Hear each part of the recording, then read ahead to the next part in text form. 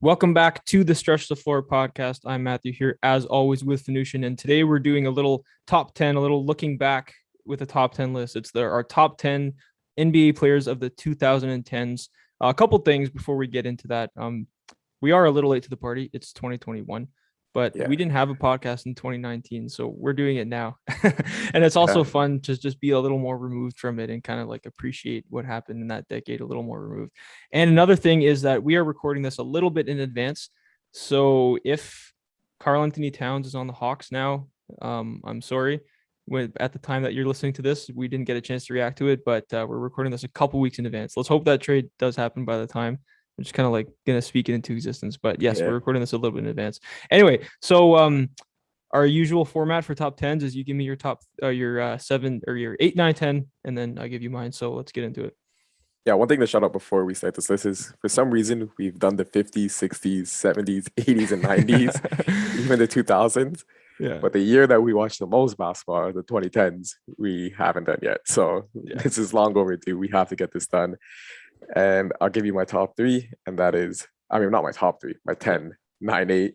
And that's 10, I have Blake Griffin. Oh, wow. At 9, I have Anthony Davis. And at 8, I have Carmelo Anthony. Really? Okay. Yeah. Interesting. I have my number 10 is Paul George. My number 9 is Kyrie Irving, and my number 8 is sorry, give me a sec. I forgot. Okay, so my number 10 is Kyrie Irving, my number 10 is Paul George, my number 9 is Kyrie Irving, and my number 8 is Tim Duncan. Okay, so we have completely different last threes. Yeah. Okay, you threw me off a little bit there. Okay, so we have completely different bottom threes. So let's start with Carmelo, I guess. Let's start with my number 10, Blake Griffin. Let's start with your number 10, Blake Griffin. Okay, I like that. Yeah. Give me your rationale. At the end of the day, he was a 22-point scorer in 2010, 2011. Because I'm going to go years, right? 22, 20.7, 18, 24, 21.9, 21.4, 21.6, 21.4, 22.6, 24.5, and then he ended the year slowly at 15.5. But essentially, he was a 20-point scorer. He had great playoff regular season success. Like the LA Clippers were always one of the top teams competing, always a contender, always one piece away. He had those fine Western Conference runs, good playoff teams, good runs, good series here, there. He won the dunk contest. He rejuvenated kind of the league, with that dunk contest, with the excitement that he played with the posters he got. So it's kind of maybe he wasn't as good. Maybe he didn't get the accolades that a Kyrie Irving got or Paul George got, but he got very similar accolades to them, very close. Mm-hmm. But he was more iconic with the generation. When you think of 2010s, you kind of think of Blake Griffin because of the dunks, because of the posters, because of all that stuff. And that's what got him in there. He was just a little more iconic than the other players. So I gave him the edge. Kyrie Irving probably should have been over on this 10 spot, but I gave it to Blake Griffin because he was a little more iconic. Yeah, that's fair. Blake Griffin, he's a little underappreciated because you don't really think of him as one of the best, the top 10 players of the 2010s, but you listed off all those scoring numbers, his stats over the decade, and they're very, very, very impressive. And then throw in the iconic dunks and that one dunk contest that might be one of the most memorable of all time. I guess if those Clippers teams didn't disappoint the way they did over and over again, he might be remembered a lot differently in that decade, obviously along with Chris Paul too. But I like that he just missed out on the cut for me. But that's a good one. I like that. So who do you want to talk about next? Because we have six completely different players. Let's do your 10 number, Paul George. Okay, he was probably my 12th. Okay, so he just missed out on yours too. Paul George again didn't win anything notable in the 2010s like Blake Griffin, but put up very similar stats and was the best player on a lot of kind of playoff teams. But I guess when you think of Paul George in the 2010s, you think of that injury, and you think of him coming back from that and showing that heart, and then kind of turning himself into one of the premier players in the league, kind of not highly touted like Blake Griffin was. Yeah. So Paul George, his scoring stats were 7.8, 12.1, 17.4, 21.7, Then it was like that rehab year, 8.8, and then back to 23.1, 23.7, Yeah. 21.9, 28, and 21.5. So basically, he didn't have like the consistent 20s that Blake Griffin had. He had like a slow start, an injury, and then like higher peaks though. But the reason I gave it to Blake Griffin over him is because those Pacers teams, you just didn't see him as contenders. Yeah. Whereas those Clippers teams you did see as contenders, yeah, they came up short.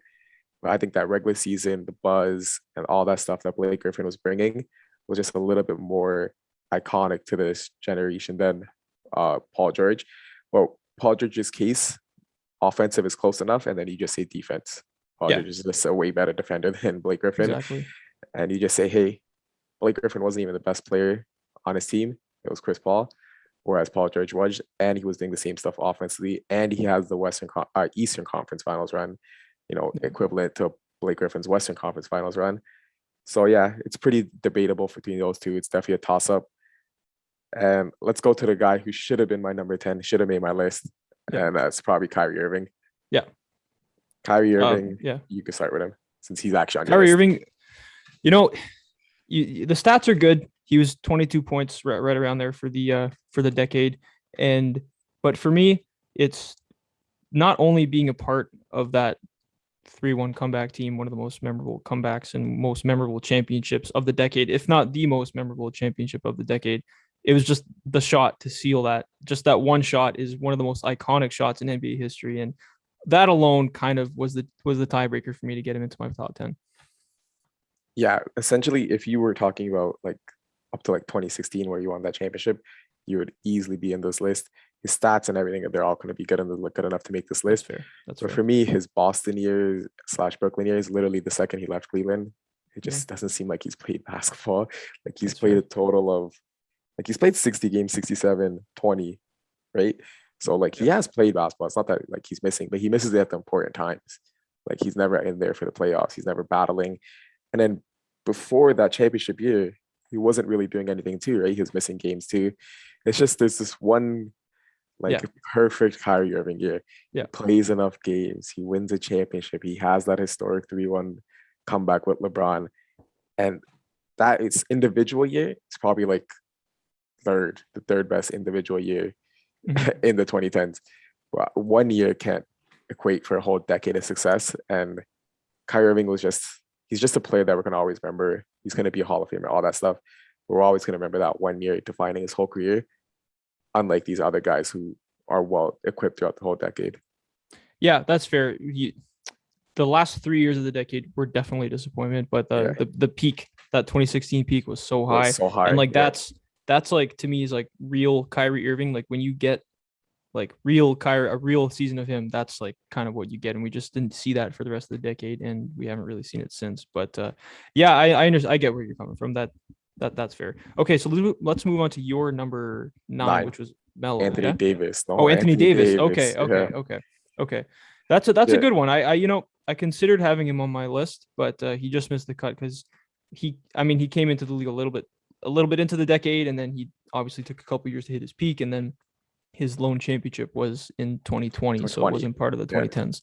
That's the only reason why, really. For me, Anthony Davis, like his stats, 13.5, 20.8. This is just points: 13.5, 20.8, 24.4, 24.3, 28, 28.1, 25.9, and then 26.1.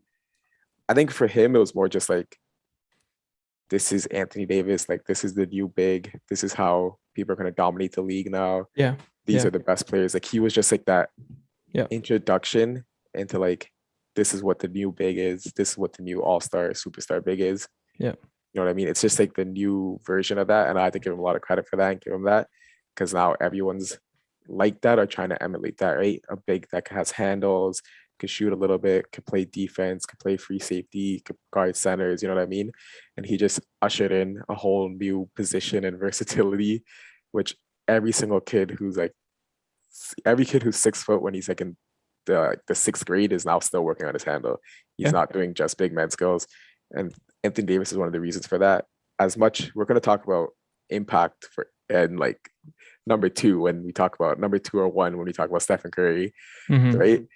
But this guy, like, we're short, so we obviously lean to Curry. Like, we talk about how short people like us because we're like 6'2", We're 6 foot, yeah. but we're short for NBA players. So you know what I mean. So we talk about shooting a lot, but people who are like 6'10", they're gonna always talk about Anthony Davis, like these new Mhm. young kids and how he impacted them. And just on impact alone, he has enough stats where he's comparable with these guys, but his Mhm. impact is just much greater on the younger generation. That's a really good point because like impact is if you have Curry, if someone has Curry one, it's in this list is probably Impact. because of impact. Yeah. But you don't think about the Anthony Davis impact as much as you should because a guy like Mobley is coming into the league now, and we're like, you know what, if everything pans out for him, like he could be an Anthony Davis type, Yeah. and that would be like Exactly. that would be the best case scenario for him, right? So you're right that like a Christian Wood, even like he's Yeah. he's creating like a new style of big man, a new like just like a new mold Prototype. for Yeah. like prototype for players to follow, and that's a really good point because he's kind of the first one that really just established that in the league. So I do like that. But if you're just talking like raw accomplishments and accolades like within the decade itself, he probably misses out. But maybe the like greater than numbers impact gets him into that top 10. So Yeah, yeah, for sure. that makes sense. So my number 8 was Tim Duncan, who I'm assuming Yeah. Not is even close on my list. he's not in your list at all, or No, no, he's not on really? my list at all. Okay. Yeah. Well, I we're gonna talk about him more when we do our all-time list, Yeah. most likely. But I mean, he wasn't peak Tim Duncan in the 2010s, but he still made the playoffs every single year that Yeah. in that decade, and he's just synonymous with winning and synonymous with like I mean It, they won the one championship in that yeah. decade, I guess, or did it was it two? No, it was one and then they It get was just lost the in the one, finals. and then they lost in the right. Yeah. So yeah, I mean he Yeah, you still kind of has some accolades. he does, but the points for me just is not enough. Like 13.4, 15.4, 17.8, 15.1, 13.9, 8.6, and then he retires for the next 4 years. So he's not even in the league. And Yeah, then he also has one championship where he doesn't even win finals MVP. right. So he's good. He's good. If he was your 10, I could get it, but 8 is a little too high for him. He was like, I was thinking about it, like if I had to make like a 15th, like all the way to 15, he would get in, obviously. Like he's in that next range of Yeah, like of course. 13, 14, 15. He's rounded back guys. But he just didn't have the impact which he did in his previous years. Obviously, he aged gracefully, but Mm-hmm. he was more of like, he was just like the perfect big, as in like, let me get like set the perfect picks, let me like lead the team on, you know, be like a second coach on like the floor, do all the intangibles, all that stuff. But he just wasn't having the okay, it's my turn. I'm the superstar. Yeah, Let me go score. And you could tell that too in the one finals that they lost the year before they went again. We won against the Heat. The one finals they lost, we saw Tim Duncan turn around, go for a bank shot, and it was short. If this was prime Tim Duncan, that would have been a dunk. And we're talking about 2 championships. And you know, Tim Duncan has 6 championships, 6-0. Then we're talking about, you know, he's much higher in our all-time great list. But yeah, age is undefeated, and age robbed Tim Duncan a championship, and that's what made him 5-1, and that's what kept him out of this list for me. that's fair. That's fair. I do think that the amount of winning that his teams did does Yeah, count for something. Although, like you said, he doesn't have the MVPs, the Finals MVPs that these other guys have. yeah, So I think that counts for something. And then also, it's not like he was washed in the decade or anywhere near no, washed for his time in the decade. So the way I think of it is like, let's say LeBron plays until 2026, yeah. and he's like not prime LeBron for the last 4 years. Like he's still getting into my list, and like that just because of who he is. So that's kind of what my thinking was. But for me, like LeBron will be more like I don't have Kobe Bryant on this list too, but LeBron will be closer to that Kobe Bryant scenario you're talking about, where they both get a Finals MVP to start the year. You know, Kobe Yeah. in that 010 year against the Celtics, Braun Mhm. in the bubble year, and then you know they just kind of agefully grace. You know what I mean? Age And gracefully. then yeah, age gracefully, Yeah. but they're also scoring a lot of points and doing all Right. that Right. stuff. Still, I think Kobe's a similar aspect to that. Whereas like Tim Duncan was like he took a step back for the team and that resulted in wins. And that's just hard to quantify in like these lists. That's the thing. The you're talking about impact. You're talking about Yeah. leadership and all that stuff. It's kind of not off the court, but it's not quantifiable. So it's Yeah. harder for an all time list or a decade list. But yeah, I see where Yeah. you're coming. Just to me, Uh, he's He's so legendary that he Yeah, and he definitely was deserves top respect. three. He was top three in our all 2000s list. Yeah, of Like course. it was him, Shaq, and Kobe. Like those are Yeah, the easy three. yeah, But the biggest surprise, I think, is you leaving Carmelo Anthony yeah, off this list. This guy scored 25, 26, 22, 29 led the league in scoring that year. Then 27, 24, 22, 22, 16, 13, 15. So besides the last yeah, 3 years, he was essentially a 25-point scorer. He was yeah. just hooping. And he had those Knicks teams. He brought New York basketball back. He had that 54-win season. Uh, he was just so underrated in this decade because people always talk about this is like the year that he left Denver, kind of this decade, the start of this Mhm. decade. And Denver, Carmelo is obviously a top 10. We both had him in our 2000s one because he had the defense, the playoff success, all that stuff. Yeah, And this stuff, he had all that thing too. He had a playoff run, a nice lengthy run. He had the regular season success. He had the scoring titles. He was the second most points, total points this decade, he or was second or third. he was fifth by Okay, my fifth. calculations, but still, like, yeah, Yeah, he's up there, right? So he was a top scorer. And that's with those last 3 years when he missed the right, right, league right, kicked him out in a yeah, year. So like right. he would have been True, third true. if Yeah, he was yeah, right. So yeah, he was hooping. Uh I'm happy he's back in the league. I'm happy he's doing well again. One of the best catch and shooters. But Carmelo's he's a top 75 player, no doubt. He's an all-time great, and he at least has to be like your 11. I'm assuming, like right there for you, right on the yeah. He'd cusp, he'd be like right on the first cut. See, I think you can kind of see where I went with my list as opposed to yours. winning. I have Tim Duncan in there, and you Yeah, have Carmelo Anthony. He yeah. averaged, like you said, he averaged the fifth most points for the decade. But if you count like the The years first played. 6 to 7 or whatever of the decade, he's Yeah, probably second or third. Um, yeah, but I guess like the high point of that decade for him was going 54 and 28 with that one 29 Knicks points. season Yeah, and averaging 29, and that's like the main accomplishment, like at least winning in team wise of the decade for him. So for yeah. me, I kind of lean more towards like impact and winning and so on. But But I mean, yeah, at, you have to give him his respect. Like he would be like right out of yeah, the top 10 for me. but at the end of the day, you also remember like his best player throughout the whole decade That, was that's fair. injured and That's fair. retired early in Amari Yeah. Stoudemire, Yeah. whereas he got a young Kawhi, Tony Parker, and Ronald Ginobili. You know what I mean? Like That's give fair. those tools and Yeah. Greg Popovich to anyone else. It's always gonna weigh down Tim Duncan. It's kind of always gonna be like a Tim to have throughout his fan base, throughout everything. Right. Because those players as good without Tim Duncan? No. But like is Tim Duncan as good? So it's a little mix and match. And for me, I'll give it for him in the all times in the 2000s, but 2010s, I'm taking it away. Okay. Okay. Yeah, That's fair. That's fair. So we had a completely different 8, 9, 10. yeah. But now we probably get The next similar, is probably going to be some overlap. very So I'll give you similar. my next three, my 7, 6, 5. So 7 I have Dwayne Wade, and then 6 I have Chris Paul, and then after that I have Russell Westbrook at 6. Sorry, at 5. At 5. So D Wade didn't make my list. Really? I have Okay. Kawhi at 7. Wow.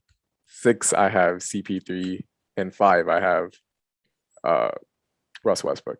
Russell Westbrook. Okay, so we'll talk about Dwayne Wade. I'm surprised. Again, you can see the trend here. Yeah, 2 championships in the decade. Was the number 2, but he was still like they don't win those championships without him, and that's pretty much it. he's yeah. when you think of But the 2010s, you think of the Heatles, and you can't talk about the decade without talking about Dwayne Wade. So but I'm assuming you have Kawhi earlier. Or if Kawhi didn't make your list, that's higher okay. up, Kawhi's higher up. higher Yeah. up. Okay, yeah. For me, the reason Kawhi dropped on my list. Oh my god. Okay, wait, I just realized you don't have on the list, but the reason Wait, for hold up. Did I me, make a mistake? Because I might have. so you I don't have have 11 guys on my list. Did James I write the Harden is my same? number 4. Yeah, I have Harden on my list too. Okay, so Okay, you have wait, did I 11 on your screw up? list. You have I 11. think I wrote the same number twice. I'm sorry. Okay, okay, Okay, whatever. I have 11 guys. yeah, okay, yeah. So D Wade. Okay, we'll talk about D Wade.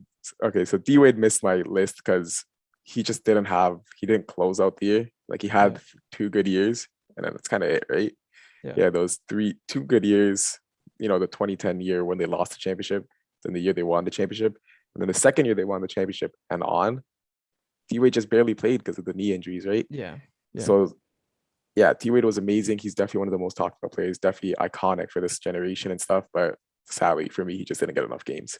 No, that's totally fair. But like his high point, his peak was winning Definitely that high. was, I mean, like the championship he won without LeBron, it was his highest like personal Yeah, like 06. peak at the 06 championship. But the way I like think about it is like you talk about the 2010s, the first thing you're going to mention is the Heatles, and he is like Yeah. synonymous with them. So you have to mention him. I don't know how I screwed up. I just my list is such a mess, and I have 11 guys in it. I didn't even realize, but whatever. There's Yeah. I want to give respect to a bunch of guys. So Yeah. yeah, So yeah, D Wade basically didn't get enough games. That's why he didn't make my list. We'll talk about the next player that we both have. yeah, We'll leave Kawhi for later because we'll he's leave on Kawhi. both our lists. Yeah, The next player that's on Chris my Paul. list is Chris Paul. Basically the second best point guard, like true point guard this generation, like Yep. getting assists, getting points, leading his team to success somewhat. In the regular season, good with success. Always had an injury every single playoffs, him or Blake Griffin. That cost him every single playoffs. But essentially, he was the best point guard, getting assists, getting steals, playing amazing defense, running a Mhm. great offense, always having a contender in the Clippers. Sadly, always being injured though. Exactly. He wins one championship. One of those Clippers years goes the right way, or even that Rockets year Yeah. goes the right way. And we could be talking about him Top three, five, top four, three. top three in this Yeah. list. He, like you said, he's the second best point guard of the decade. He's one of the best pure point guards of all time. Averaged 18.1 points, 9.6 assists, 2.1 steals, and just is one of the most impactful and smart and best playmakers really of all time. So it's just the championships didn't come, but maybe he's going to get his first one in 2022. So Crazy. maybe we'll see what happens. But yeah, just to have that longevity for the entire decade and then to even continue it into the 2020s is insane. And this is all you had to say about Chris Paul. He was top 3 in 09 for MVP. He didn't get it. He was top 3. The Kobe year that won it. And then the year Jokic won it, he was top 3. Crazy. So 2009 and 2021, yeah, he was top 3 for MVP. That's separated by 12 years. insane. And essentially, he's been that good for all those 12 years. So he's probably the third best point guard to ever play basketball. Mhm. And it's a pleasure to watch him play. Sadly, his accolades, his team success, and actually only being like top 3 and never actually winning those MVPs and stuff, Right. weighed him down. But there's nothing Right. he could do about that. It's always his body failing him or his teammates' body. Yeah, see if we did like a list of 2010 to or like 2008 to like 2023 or something, Yeah, he would be like first, maybe. like first probably Yeah. outside of LeBron. But Yeah.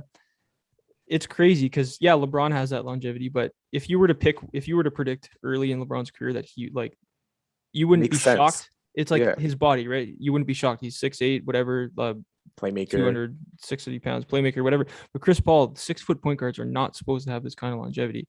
Not at all. Him and Stockton are kind of the only ones ever that did that, and it's insane. Yeah. Like we talked about, Kemba Walker, unfortunately, looks to be slowing down. Kyle Lowry's kind of doing it, but not to the level that Chris Paul is. So that's one thing that is going to be mentioned when you talk about him in terms of all-time players, which is his longevity.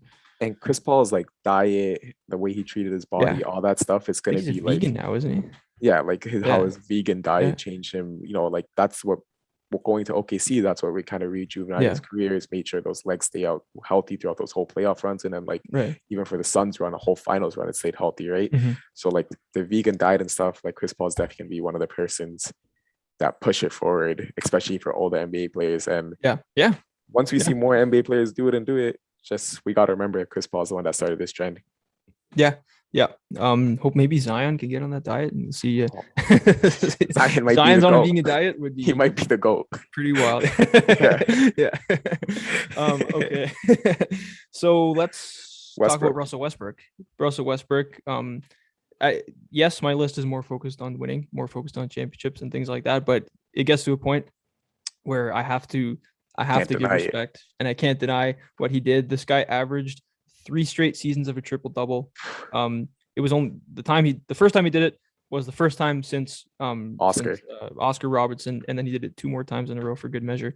Yeah. And when you're looking back on this decade, when people our age in 30, 40 years are looking back on this decade, they're going to be like, He's gonna be was way Russell higher. Westbrook the best player of all time? He averaged Yeah. a triple double 3 straight years. How did he never win a championship? And it's crazy. Like he a lot of people love him, a lot of people hate him, but in the 2010s, he was a Crazy. monster.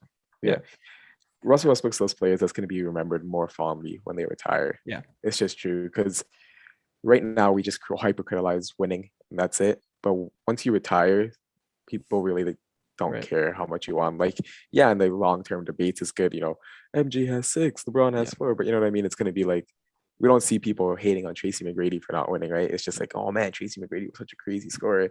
Yeah. That's how people are going to see Westbrook. People are going to be like, man, Westbrook, like he could just do everything, grab the ball, push it up full court, pass to anyone, and he could drop 30 points on your head in good measure too, right? Yeah.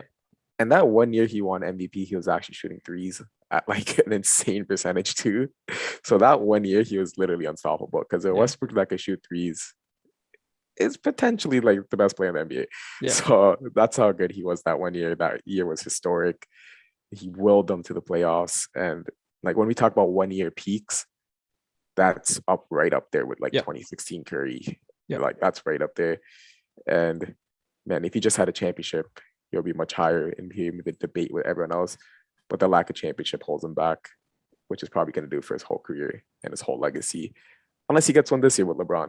You never know. Yeah, you never know. A championship this year would help him out a lot because the doubts with him is like, is he able to take that step back and be the second or third best player? But that's not the 2010s. We're talking about the 2010s right now. Like you said, that 2016 year or the 1 year that he won MVP, 2017. 2017 is up there with, it's in the top 4 single season peaks in that decade. Yeah. It has to be. If you were ranking the MVP winners from that decade, it's 2, 3, 4 at the very least. So yeah, you got to give Russell Westbrook his respect. And most of the hate or in the doubt kind of turned up right around 2020 and not in the 2010s themselves. So like looking at it as a decade in itself, it's like pretty sparkling and pretty like unassailable. So yeah. Okay, so the top 4 is kind of messy. I'm just gonna call 4 a tie for me. You give me your top 4, and I'll give me your 4. Okay, so my 4 would be a tie between Kawhi and James Harden. So okay, let's just talk about those guys right now. Okay. So I had Kawhi a little lower. Yeah. Even though he has the better accolades, he has the 2 Finals MVPs. He has the 2, stuff. I'm gonna talk about that Toronto year later, but the first Finals MVP wasn't a real Finals MVP.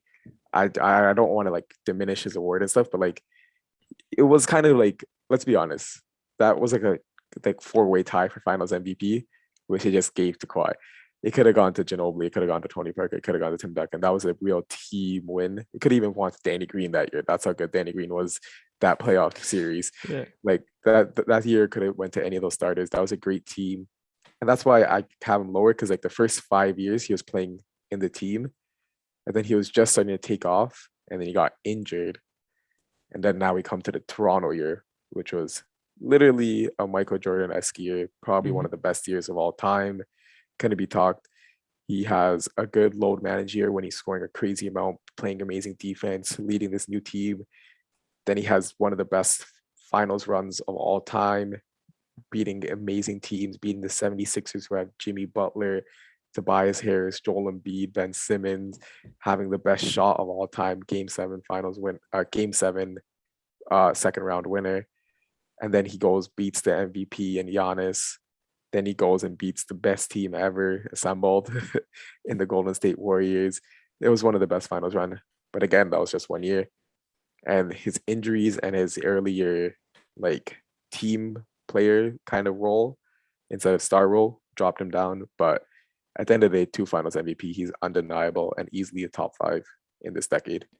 Exactly. When you're looking back at finals MVPs, you don't know it was a 4-way tie. You don't know it was a 5-way tie. It's just the finals MVP. Right. He doesn't have any like regular season MVPs, but that is mostly due to he has the defensive player of the years, and then he had the load managing year, which he was an MVP caliber player in 19. He just load managed too much. But that paid off because that was championship.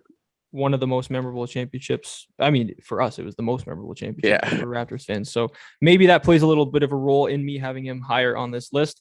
But Kawhi, he was such an interesting player in this decade because he was drafted high, but he didn't come in as No. he's a totally different player now than he was when he came in, right? He couldn't shoot at all, and he just put in the work and he learned. And his whole robot mentality is kind of a thing that is embodied by different guys around the league now. You see, like Fred VanVleet has picked up a little bit of that from Kawhi, just OG Anunoby, just that steady, don't get too high, don't get too low. And I think when you're talking we're going to talk about the Curry impact. We talked about the Davis impact. I really do think Kawhi has some impact in the league, just like with that steady focus and unflappable energy that he brings. And I don't think that can go unappreciated. Yeah, he's definitely great. And it's just the other guys I have above him, the other four just literally changed the league. Yeah. So there's nothing like about him that he could do. If he was fully healthy throughout this whole decade, he's definitely over James Harden and potentially over like other guys too. Like that's how good he was. It's just sadly that Zaza Pazulia injury had to happen and he had to be load managed the rest of his career. Yeah. It's very unfortunate. So when you look at this decade for Kawhi, there's a few moments like the 2019 obviously championship run. Then there was the 2014 Finals MVP. There's also a couple good social media moments that are going to go down in history, like the laugh, and then also the fun guy, and then also in that 2014 finals run when there's a clip of Kawhi being announced checking in and LeBron just like very frustrated. Like, so those are all going to go down in history for sure. Okay, so we'll talk about James Harden. Kind of the opposite of Kawhi, was consistent. Maybe the best stats of the whole decade. Yeah. In terms of scoring, just didn't come along with championships, but came along with MVPs, came along with All NBA, All Star, everything you could possibly want. Say what you want about the style of ball that the Rockets played, but James Harden cemented himself as one of the very best shooting guards of all time. Yeah. By his play in the 2010s. Led the league in scoring 3 years, had a season high average of 36 in the 2018 year. Then he followed that by 34. So 36 and 34. Led the league in assists 1 year with 11.2. Essentially a top 3 MVP candidate throughout this whole decade. Has a finals appearance in this decade with the OKC Thunder and a six-man of the year. And then he follows that up by an MVP, all those assist records, points records, all the years as number 2 for MVP. And then he also has 1 year where he should have won championship. He should have beat the Golden State Warriors. But Chris Paul's thigh, quad, everything, his whole leg shuts down and they lose. But essentially they were on the path to prove Rockets ball did work and they're about to win a championship. It's just that thigh and leg of Chris Paul's, it wasn't vegan enough, so it shut down. And that cost him the championship. But he literally changed the league. Like the basketball we're seeing right now, all the rule changes was because of James Harden. Like at the end of the day, people are gonna say, "Oh, Luka, Trey, these guys came in after they saw him playing and they said, "Oh, I'm gonna implement that." James Harden manipulated the referees, hate it or love it. That's what he did. He was pretty good at it. He has a finals appearance. He has a Western Conference Finals appearance where he should have won if it wasn't for CP's injury. He has a Six-Man of the Year award. He has an MVP award. He has 3 scoring titles. He has an assist title, and he changed the league. That's easily a top 4 player. It's just the guys in front of him have championships and the same level of stats. Yeah. You brought up 2 really good points there. Number 1, he, like Curry, like Davis, he introduced a new, maybe not prototype, but a new style of basketball. That the foul baiting, he showed that getting to the free throw line can be a strategy to play winning games, and going along with the whole Morey ball of the analytics based Rockets, winning an absurd number of games and going insanely deep in the playoffs with pretty much Harden and Paul, and then a bunch of guys who shooters that don't really do much else. Not really known for being good defenders, not known for doing anything except shoot. like PJ Tucker is one of the most valuable players on like a cheap deal in the league now, just because Yeah, of defense and of shooting. what he did alongside James Harden, defense and shooting. So the 3-and-D ball is kind of like much more of a thing now because of what James Harden did in that decade. So he has the numbers and he also has the impact. And you can't say that he wasn't a championship caliber player, Yeah, because they really should have won the championship that year. It just, Chris Paul, like you said, just broke down. yeah. The only people in front of him that you can have is Kawhi and the other three that we have, and those are all guys who have Finals MVPs and Yeah. have championships. His championships just limits him to this like 5-4 spot. Yeah. Depending where you have him, but because like everyone else has rings, so it's the highest he could go without a ring. Yeah, And exactly. literally, yeah. Yeah, but he can't crack the top three. No. And that is Pretty that is easy. unquestioned. Let's hear your top three. We're probably gonna have the same. LeBron's one. My number two is Curry. My number three is KD. Exact same. I Yeah. I don't really think. I mean, I can see an argument for having KD too. Yeah, But that's the only argument. that's the only 2 versus 3. argument. I guess we'll let's start with that argument, 2 versus 3. So why do you have Steph number 2 over KD? Is it the impact? Is it what we just talked about? Just the impact. Yeah. Yeah. If we talk about impact, those two players are already neck and neck, 2 Finals MVP. I'm gonna say Steph Curry has 1 Finals MVP. I'm sorry, Andre Iguodala. He has 1 Finals MVP. Yeah. Steph Curry also has that 73-9 regular season run, and he also has a championship before Kevin Durant, Right. putting him at 3 championships versus 2 championships for KD. They both have MVPs. Steph Curry actually has 2 MVPs, and he has the first unanimous MVP of all time. And then he changed the game. Yeah. Everyone shoots threes now. He's the greatest 3-point shooter of all time. And every single kid now, like when we used to play basketball, like we were taught to like do layup drills and stuff. Now there's 3-point drills and stuff. You know what I mean? So everyone shoots threes. He literally changed the game of basketball. And if it wasn't for a beast that made the finals every single year this year, he would be, number one. But he had the best year ever. Like he had the biggest impact, and it was there. And it's so casual because Kevin Durant's here, and it's not even a debate because he's just a 7-foot beast that could shoot, dribble, and everything. It's just crazy that like Kevin Durant's here with no debate, no qualms at number 3, and that's like considered low for him.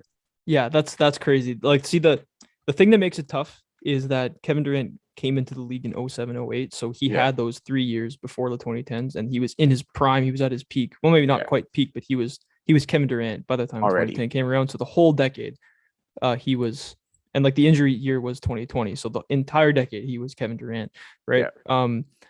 And Steph Curry didn't really hit his peak until that MVP year, 2015 range there. Right. So if you're looking at you Kevin Durant's peak was higher in the his right, like Steph might have a higher peak in terms of like the unanimous MVP and everything like that. But considering it was only like a little bit more than half the decade and Kevin Durant has the whole decade, I can see an argument there. But like you said, the impact, changing the game, and he showed that you don't have to be 7 feet and shoot dribble pass to be an MVP. Yeah, it's crazy because like he's 6'3", so like a reasonable height, versus the other two guys who are like 6'9" and 7 foot, right? So like he just showed that you could do it as a small guy, as a realistic height. You don't have to be, like a genetic freak to be the best player in the NBA. And like that just gave so much kids like motivation and stuff, right? And it's just impact. Like there's nothing Kevin Durant could have done, right? Like he couldn't have shrunk himself to 6'6" or like 6'3" and played, right? Like there's literally nothing else Kevin Durant could have done. Maybe if he won like more championships without him and stuff, but like Kevin Durant basically did everything, and he just couldn't make it. Like the impact was just, it was just he was too unique. 7 foot. Yeah. Curry is impactful because he was 6'2", like 6'3", because you can be like him. Like Kevin Durant, who's he gonna inspire? Yeah, maybe if I were 6'11", MPJ and right, exactly, MPJ and Brandon Ingram, maybe he can inspire though Jason Tatum. But like normal guys like us, we have no hope of being like Curry. But it's not because we're not physically talented enough. It's because we don't have the skill, right? But that's kind of the only debate in this. LeBron, number 1, unquestioned. There's missed nothing. 1 finals. Yeah. The one that's the only stat you have to bring up, really. Yeah. He had the greatest series ever, the 3-1 comeback. Yep. Greatest block in the finals. Yep. Probably the second greatest individual season, that all 12 season.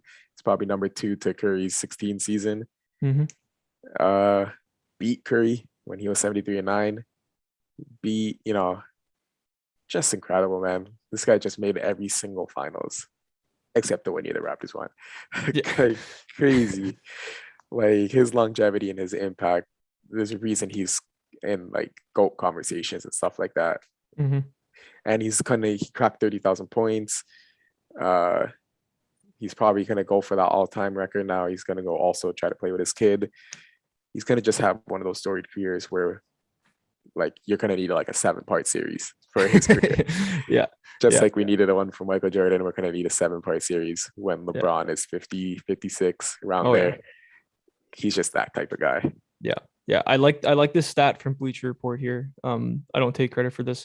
So his average for the 2010s, 1.0 All-Star appearances, 1.0 All-NBA selections, 0.5 All-Defense, 0.3 MVPs, and 0.3 Finals MVPs. That's his average per season over the decade, which is ridiculous. Like you said, missed one finals, and that was because he got injured.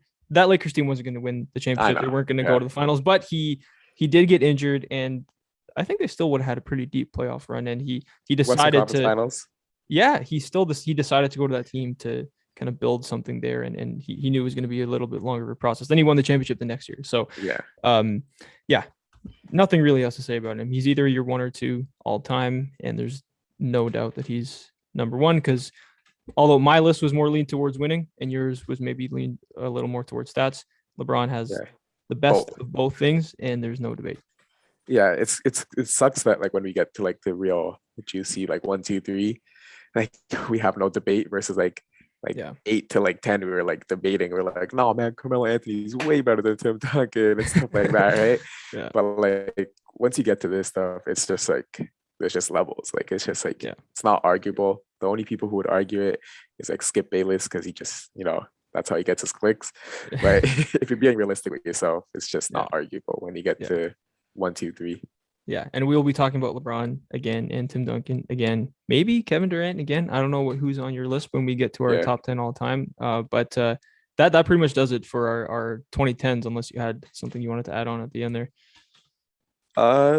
DeMar DeRozan was also really good this decade. He was. He might not get the top 10, top 20s, but he's definitely had a really good decade. And same did Kyle Lowry. So we got to shout out our Raptors boys. They did have a really good decade. And Kyle Lowry even got a championship. Yeah. Masai Ujiri might have to be in this in the best of the 2010s. Like if you're top 10 GMs. Top 10 GMs, you might. Yeah. Anyway, enough about the Raptors. But yeah, so that does it for our 2010 best of 2010 NBA players list. Thank you all for listening to this episode. We'll be back next week, and we're going to be doing our top 10 all time next week. So stay tuned for that. In the meantime, you can check us out at Stretch the Floor Podcast on Instagram, STF Clips on YouTube for the best clips. But most importantly, subscribe to the podcast feed, iTunes, Spotify, wherever you get them. Leave a like, rating, review, because it all really helps. Thank you again, and we will see you next week.